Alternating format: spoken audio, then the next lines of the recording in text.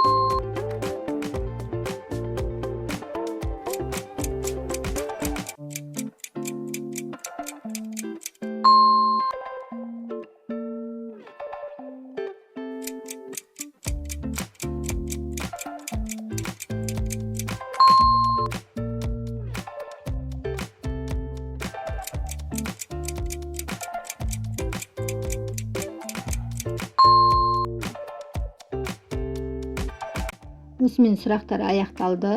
Кім қанша күн атауын тапты, төменде комментарий бөліміне қалдырып кетіңіздер.